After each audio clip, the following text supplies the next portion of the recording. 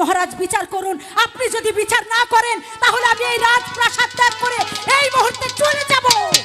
রানী, আমি ধনপতি রাজ, এই ধর্মপুরী রাজা, আবার বিচারে হাজার হাজার প্রজাগণ সুখে দিন যাপন করে আমার বিচারে সন্তুষ্ট হয়ে আমার কোনো কীর্তন করে তুমি হচ্ছে আমার রানী।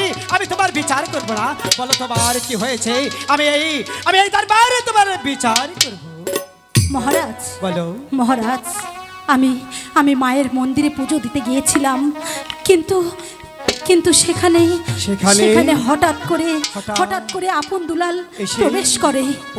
মায়ের মন্দিরে ছেলে প্রবেশ করেছে, এই যে উত্তম কথা। না মহারাজ, কি করেছে? মায়ের মন্দিরে যদি মায়ের চোখে যদি আমাকে দেখতো তাহলে তো কোনো কথাই ছিল না মহারাজ। কিন্তু জানো মহারাজ ওখানে কি হয়েছে? ওখানে গিয়ে আপন দুলাল আমার কাছে চেয়েছে প্রেম ভিক্ষা।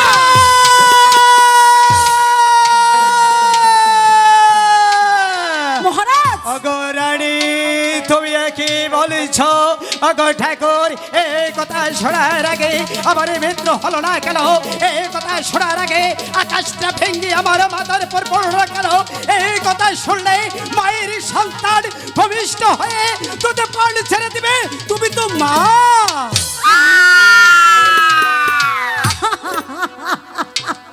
ঠিক আছে, আমি জানি মহারাজ, আমি তো আপন দুলালের সৎ মা, তাই আপনি আমার কথা বিশ্বাস করবেন না। আমি তো বলেছিলাম আপনি আমার কথা শুনতে যাবেন না।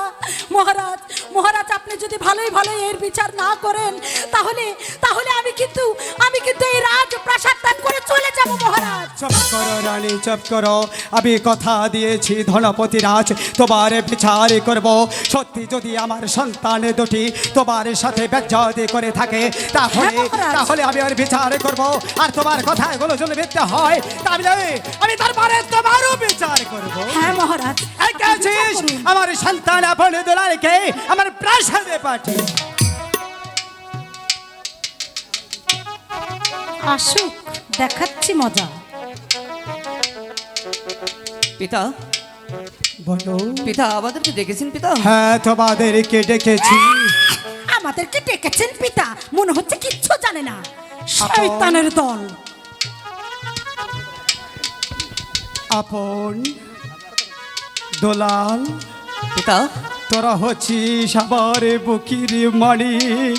তোদের কাছে একটি কথা জানতে চাই, তোরা যদি ঠিকভাবে জবাব দিস তাহলে তবে ভালো, আর যদি মিথ্যের আশ্রয় নিস তাহলে আমার রাজ্যের মাঝে আমি তোদের এমন বিচার করব, সেই বিচার দেখে শত শত মানুষ কেঁদে উঠবে, শত শত পশু পাখি এই রাজ্য ছেড়ে চলে যাবে। আমরা এমন কি অপরাধ করেছি যে আমাদেরকে শাস্তি? এমন কি অপরাধ করেছি? তোদের অপরাধের জন্য আমার উঁচু মাথা নিচু হয়ে গেছে। তোদের অপরাধের জন্য আমার রাজ্যে কলঙ্কের ছাপে দিয়েছে। তোরা কি তোর ছোট মার সাথে বেজ্জতি করেছে?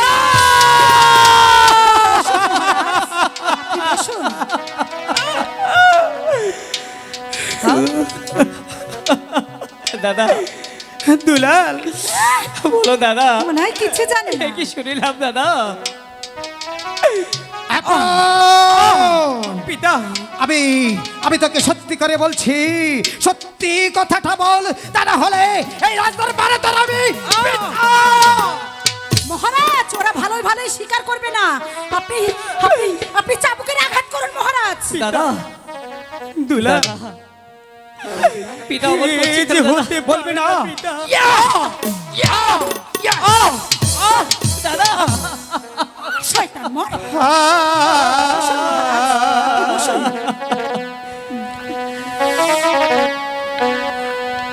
কি অপরাধ করেছি পিতা আপনার দরবারে?